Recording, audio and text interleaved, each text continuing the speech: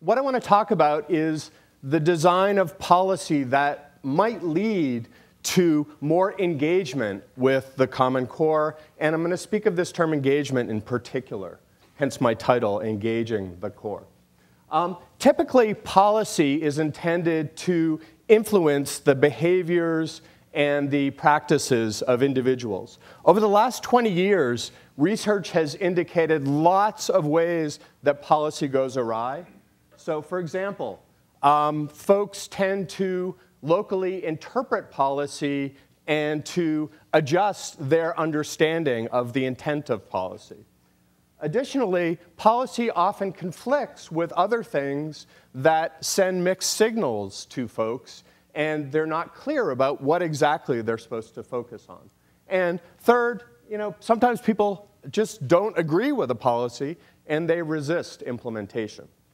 Now, before I talk about New York City, because I think New York City is an instructive case for the challenges of the Common Core, let me just make a couple of distinctions. One is the distinction between a program and a policy. Programs we often think of as something that we seek to implement with fidelity. Policies rarely are as clear as programs in terms of the sequence of steps it takes to actually adopt a policy. The second distinction I want to make is between implementation and engagement. Ron Heifetz, a political scientist at the Kennedy School at Harvard, made a distinction between technical challenges and adaptive challenges. Technical challenges are things where we know what the solution is, and the key is to implement those sequence of steps to get to a preferred state. An adaptive challenge is a challenge for which we have no clear understanding of how we're going to reach that goal. I submit to you that the Common Core is really an adaptive challenge. We know the goal of the standards, but it's less clear about what we should do, what teachers should do inside of classrooms, what school leaders should do, what district leaders should do to fully engage with the Common Core. So in New York City, there are a couple of distinct qualities. It's far and away the largest district in the US, twice as large, 1,700 schools as Los Angeles, over 1 million students. They speak about 115 different languages in New York City, a very diverse and very large place, which means that the district can't do a top-down implementation. They really have to think about ways to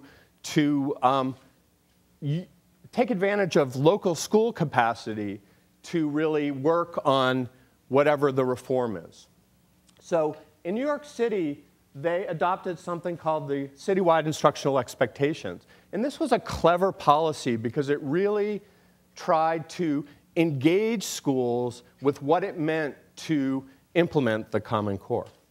And so instead of saying, attend this professional development, they set up a series of things called Citywide Instructional Expectations, which were a set of tasks that schools were asked to engage with. One task, for example, was simply to look at student work and to examine that in relation to the expectations of the standards. Another task they asked people to do was to implement a performance task. You could choose your own task, or you could adopt an existing task, and to look at the resulting student work and ask what the implications are when you looked at that in relation to the standards for your teaching. Very localized, very engaging activities, not a series of things to implement. And what we found was that schools really engaged with this reform across a continuum. There was a set of schools that we called conservation-oriented schools, which the way that I really think of it is that they implemented the cookie-cutter steps of the citywide expectations, and they essentially shoehorned in the asks from the city to their existing routines. On the other side of the continuum were what we call transformation-oriented schools. These were schools that engaged with the challenges of these expectations and really try to say, how is this going to change my teaching, and what are the implications for the way we design experiences for students that are actually going to help us to meet these standards? So a couple of takeaways here. Number one is that the Common Core is an adaptive challenge. Schools that are going to engage with the Common Core are going to make more progress than those who simply follow a recipe of implementation. Now, of course, implementation is not bad, but engagement is deeper.